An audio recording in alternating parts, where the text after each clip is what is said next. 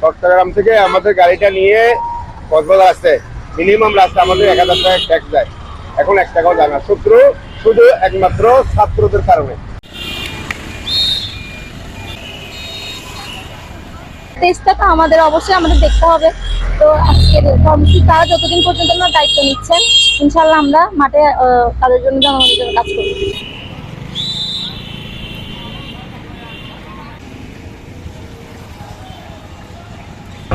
সকাল থেকে কাজ করে যাচ্ছে এবং সাধারণ জনগণ বিভিন্ন জনগণ আমাদেরকে বিভিন্নভাবে হেল্প করছে, যেমন পানি দিয়ে, নাস্তা দিয়ে, সকাল থেকে কিছুক্ষণ আগে দুপুরের খাবার খেয়ে সাবধানে গাড়ি চালান, এখানে জ্যাম করবেন না।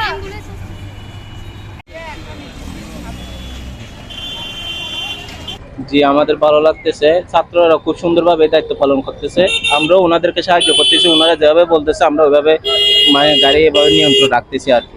আমাদের জন্য একটা গাড়িও ভাঙচুর করে না, এই বন্ধতে গাড়ি চলতো, আর এখন তো কষ্ট করতে যাওয়ার জন্য ধন্যবাদ।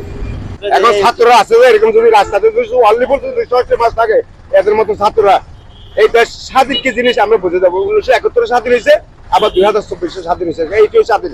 কক্সবাজার, আপনারা জানেন কক্সবাজারের ভিতরের এরিয়াটা, বিশেষ করে বাজারঘাটা আর হচ্ছে রাস্তার মাথা যেটা বলি কুরুস্কুল, ওই জায়গা, আর কলাতলির ডলফিন মোড় আর বাস টার্মিনাল, এই জায়গাগুলো হচ্ছে খুব জ্যামজট হয়ে যায়।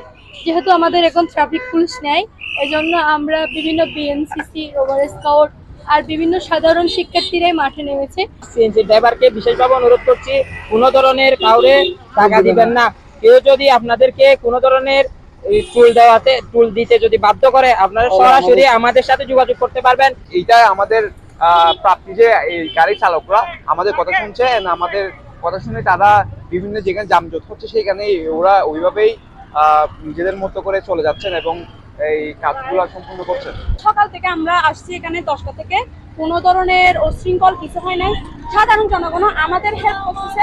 স্কুলে যে চাঁদাবাজিটা হতো আর এখানে যে চাঁদাবাজিটা হতো, বর্তমানে এগুলো সবগুলো বন্ধ করা হয়েছে। কোনো ধরনের কোনো যানবাহন থেকে চাঁদাবাজি করা যাবে না।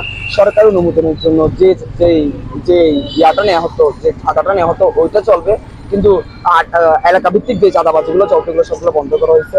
পুরা দেশবাসীকে বলবো, আপনারা আমাদেরকে সাহায্য করেন, আমরা পুরো একটা দেশকে সাজিয়ে গুছিয়ে আপনাদের হাতে তুলে দিতে চাই, একটা সুন্দর পরিবেশ সৃষ্টি করতে চাই।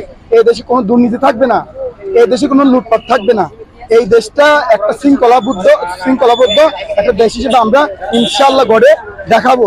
এই ওয়াদা নিয়ে আমরা মাঠ পর্যায়ে কাজ করব।